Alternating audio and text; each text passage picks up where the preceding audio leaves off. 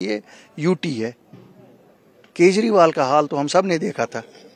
High है तो UT, यहाँ तो बॉस एलजी होता है। नंबर एक। नंबर दो, लोगों को जो वादे करते हो वो अगर डिलीवर नहीं कर सके ना करो। वोट तो मिल जाता है, अल्टीमेटली क्या करोगे? इतना सिस्टम बिगाड़ दिया है। 2019 5 अगस्त को भाजपा ने इन्होंने ऐसी सर्जरी की है कि अभी अंतड़ियां पता नहीं है कहाँ कनेक्ट हुई हैं, कौन सी चीज़ कहाँ कनेक्ट हुई है। सच बात यह है कि सिस्टम को बिगाड़ दिया है इन्होंने। इस सिस्टम को झंझोड़ दिया है, ऐसा बिगाड़ दिया है कि अगर हमें नहीं मिलेगा हम किसी के लायक रखेंगे भी नहीं। और सच बात वही है, इन्होंने जम्मू कश्मीर के किसी के लायक नहीं रखा। नगरोटा और बड़गाम की अगर हम बात करें, दोनों कॉन्स्टिट्यूंसीज में 1 साल के बाद इलेक्शंस हो रहे हैं और बड़ा टेस्टिंग एक रहेगा हर एक पॉलिटिकल पार्टी के लिए, खासकर रूलिंग के लिए तो रहेगा ही। आपकी पार्टी कुछ खास नहीं कर पाई, दैट इज फैक्ट। 2024 में जो आपकी एक्सपेक्टेशंस थी, क्या एक्सपेक्टेशन है इस इलेक्शन में और क्या क्या मुद्दे आप लोगों के सामने ला रहे हैं?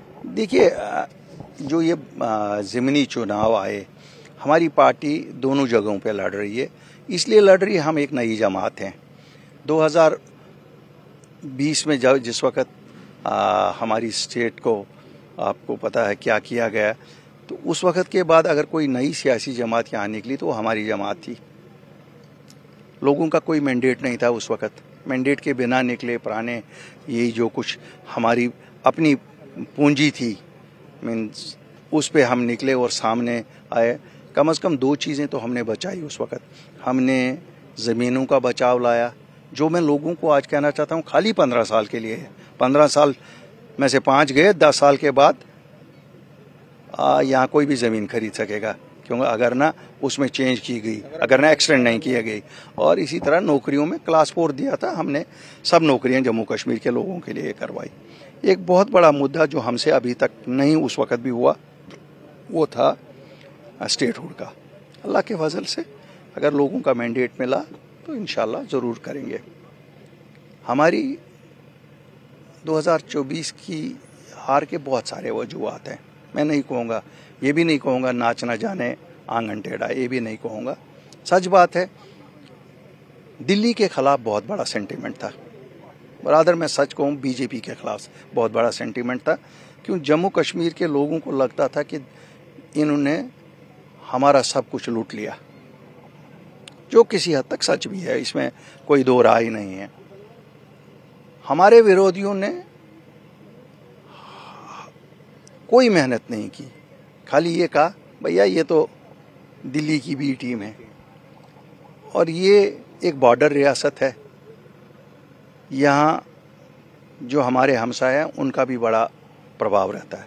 फिर भाजपा ने इलेक्शन को कम्युनलाइज किया। उन्होंने क्यों, उनकी एंटी इनकम्बेंसी थी जम्मू में, थी तो उन्हीं की। क्यों? 2014 में उन्होंने जीता था, फिर 18 के बाद उनका ही राज था यहाँ। तो उन्होंने कहा बेहतरीन है, इसको धर्म की लड़ाई बनाओ। उन्होंने इसको हिंदू वर्सेस मुस्लिम किया। यहाँ तो वो 29 सीटें ले गए, वहाँ कश्मीर में उसका जवाब मुसलमान एक के पीछे ही खड़ा हो गया। कश्मीर में ही नहीं खड़ा हुआ, वो पुंछ राजौरी में भी खड़ा हुआ, जम्मू डिवीज़न में भी खड़ा हुआ, मुसलमान एक जमात के पीछे ही। ऑब्वियसली ये था कि जो ये कहता था कि हम जी दिल्ली के साथ मिल के मसले हल करेंगे, तो उस पे तो ये तो नहीं है कि उस पे तो गिरना ही था, इसका हम पे गिरा। लेकिन एक चीज़ मैं बताऊं आपको, आज 1 साल हुआ है, शायद 1 साल में चुप बैठे हम, कोई नहीं, सबका सुना। हम झूठ का सहारा नहीं लिए। देखो, हम भी ये झूठ बोलते 370 लाएंगे, वो लाएंगे, ये लाएंगे, कुछ नहीं लाया। जो सरकार बनी कुछ नहीं लाया। भाजपा ने जो कहा कुछ नहीं किया, उन्होंने भी नहीं कुछ किया। लेकिन हम आज लोगों के सामने जब जाते हैं तो लोग कम से कम ये कहते हैं नहीं आप लोगों ने सच बोला था। और वही आज सब जमातें बोलती हैं। आप पीडीपी की बात बोलो, आप नेशनल कॉन्फ्रेंस की बात बोलो, आप किसी भी जमात की बात बोलो, सब वही भाषा कहते हैं। क्यों? सच की भाषा ही असल भाषा है। सच लोगों को थोड़ा सा चुभता है, हमको थोड़ा सा उसका ज्यादा। बुखारी साहब कि बीजेपी की बी टीम आपको टैग कर रहे थे, तो इसीलिए आज आप ये भी कह रहे हैं कि लोकल वर्सेस नॉन लोकल का आपने एक, जो मैं सुन रहा था आपका, कि आप कोशिश ये कर रहे हैं कि उस जो एक ट्रैप आप पे किया गया था उससे बाहर निकलने की, आपको ये जो बीजेपी के बहुत क्लोज दिखाया गया उससे बाहर निकलने के लिए। देखिए मैं बताऊंगा आपको, शायद आपके माध्यम से आज कुछ चीजें क्लियर भी करूंगा। मुझे ऐसा आदमी कभी बीजेपी के क्लोज हो ही नहीं सकता। मैं दिल्ली के क्लोज हो सकता हूँ, क्यों? मैं नेशनल, दिल्ली तो बीजेपी कंट्रोल कर रही है। आप सुनिए, मैं नेशनलिस्टिक आदमी हूँ। मैं वो आदमी हूँ जो बॉर्डर से आया है, जिसको पता है कि हिंदुस्तानी होना कितना गौरव की बात है। लेकिन इसका कतन मतलब नहीं है कि हम बीजेपी के साथ हो। कैसे मैं बीजेपी के साथ खड़ा हो जाऊं? अगर आप मेरी फेथ की बात करेंगे तो मेरी फेथ के अगेंस्ट बीजेपी है। प्राइम मिनिस्टर के नजदीक है, प्राइम मिनिस्टर के मैं हिंदुस्तान के प्राइम मिनिस्टर, वो तो बीजेपी से है ना। सुनिए, एक चीज मैं बताऊं, अगर यहाँ पार्टियों की चलती, यहाँ पार्टियों के हिसाब से नहीं चलता है सब कुछ। 370 एक एबरेशन है कि वो पार्टियों के एजेंडे के हिसाब से चला, वरना यहाँ मुल्क के मफाद पे हर एक चीज होना है। यहाँ कोई भी चीज मुल्क के मफाद से बाहर जो ही करेगा, वो क्यों ना 10 मोदी हों, उनको भी लोग उखाड़ के फेंक देंगे। ये तो तब तक ही चलता है मिस्टर मोदी को, जब तक वो मुल्क के मफाद की बातें कर रहे हैं। आज आप देखते हैं ना, आज जितनी नफरत, एक दिन मोदी साहब कहते थे माय फ्रेंड ट्रंप, आज नाम ले लेना, आज बोले ना जरा, क्यों? भारतवासियों ने देख लिया ट्रंप हमारा दुश्मन है। इसलिए यहाँ कोई, वहाँ उनको कोई बीजेपी नहीं बचाएगी, वहाँ उनको कोई आरएसएस नहीं बचाएगी। लेकिन देखिए वही मुल्क का मफाद बचाएगा।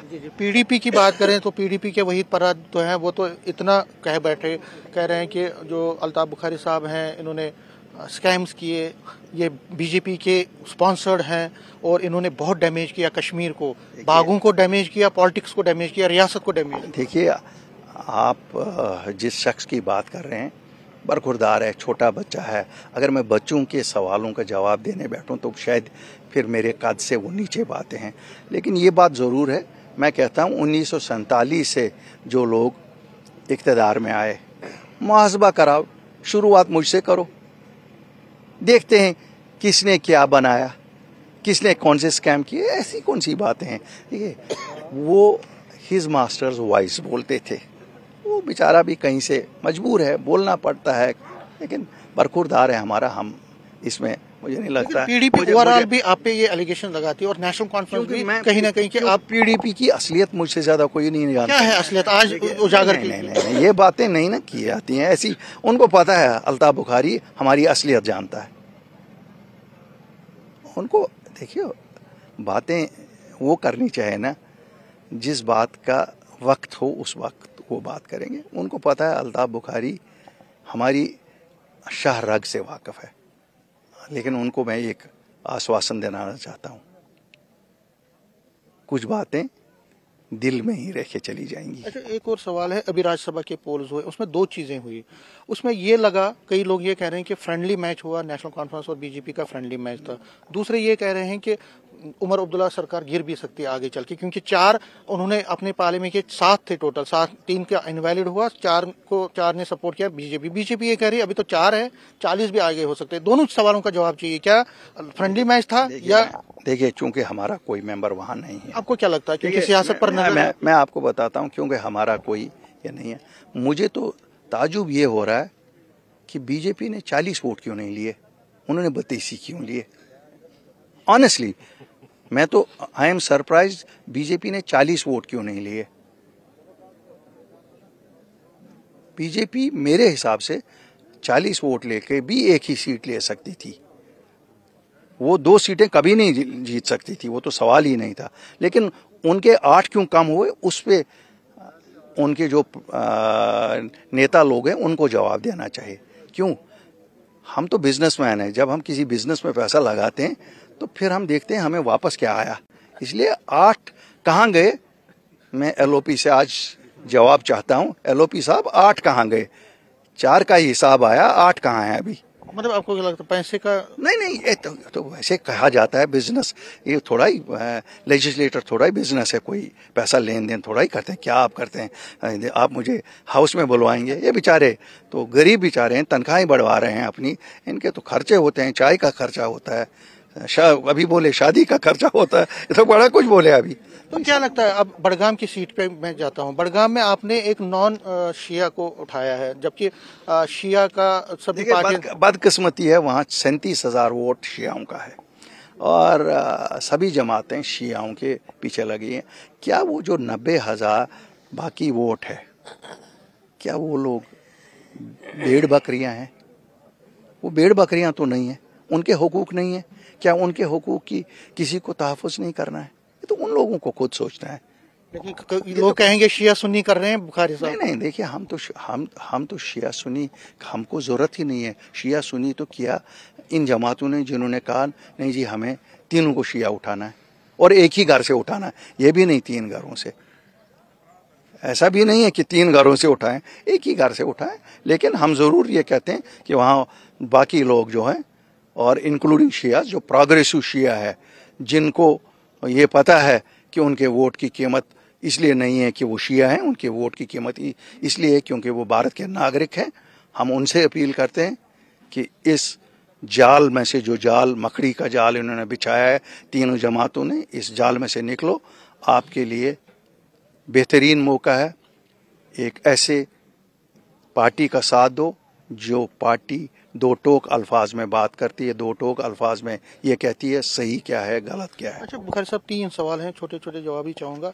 एक सवाल ये है कि 1 साल के बाद ये इलेक्शन हो रहे हैं और खासकर बड़गाम की सीट एनसी के लिए एक बड़ा टेस्टिंग पॉइंट है हर एक पार्टी को। जिससे मैंने पहले कहा, पिछले 1 साल की जो कारकर्दगी है, परफॉर्मेंस है, कहाँ लगता है आपको कुछ हुआ है और कहाँ लगता है आपको कुछ भी नहीं हुआ? जैसे डेलीवेजर्स कह रहे हैं कि कुछ नहीं हुआ। देखिए, मैंने आपको सच बताया, अगर आप उनके मैनिफेस्टो की बात करेंगे तो नहीं हुआ। अब वो कहते हैं 5 साल, वो तो बहस की बात है।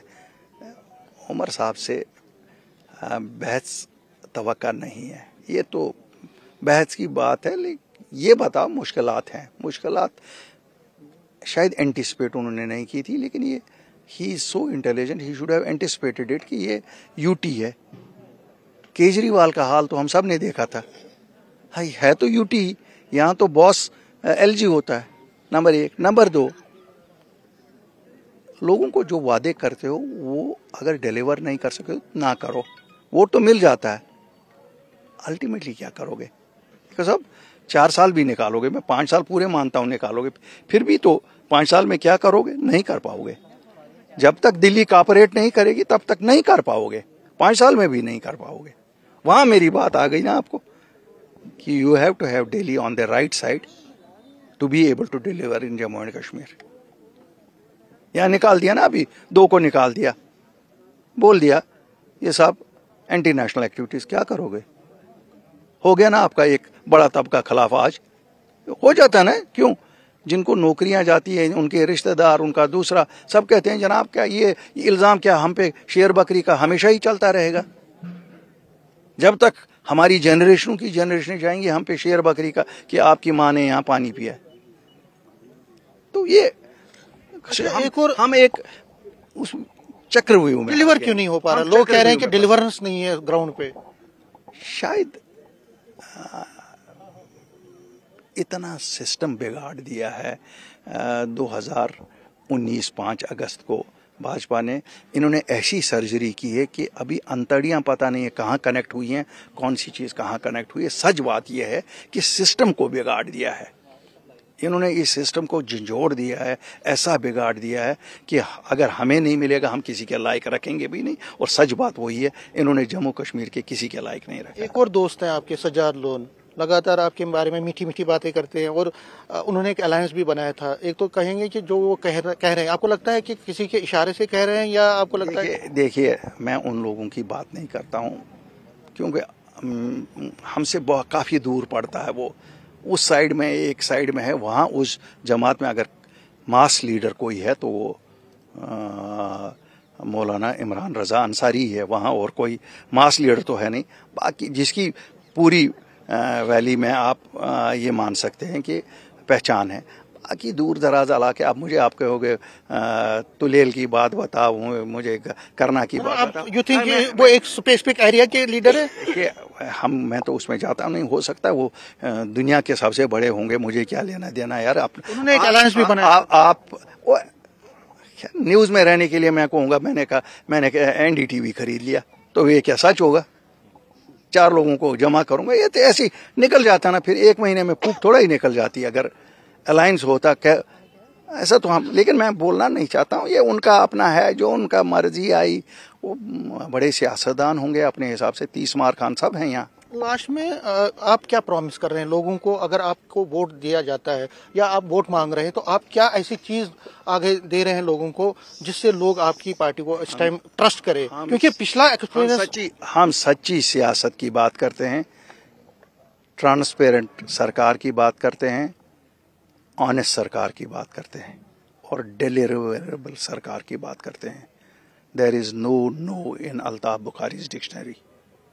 No does not exist. For a government elected by people, no should never exist in there. They have to see what is in the interest of people, that should be done. उसके लिए पाँव पकड़ने पड़े, उसके लिए sir तोड़ना पड़े किसी का, करके लोगों को डिलीवर करना है। क्योंकि स्टेटहुड आप मांग रहे हैं, क्या उमर अब्दुल्ला अगर इनिशिएट कोई लेते आप सपोर्ट करेंगे? हम तो सबको सपोर्ट करते हैं, हमने तो सबको बोला था आओ इकट्ठे। हमने तो जिस दिन ये पावर छीने गए उस दिन भी आपको याद है हमने कहा था हम सबको इकट्ठे होना चाहिए ये पावर्स बचाने के लिए। तब उनको लगा शायद अल्ताफ बुखारी के पावर गए।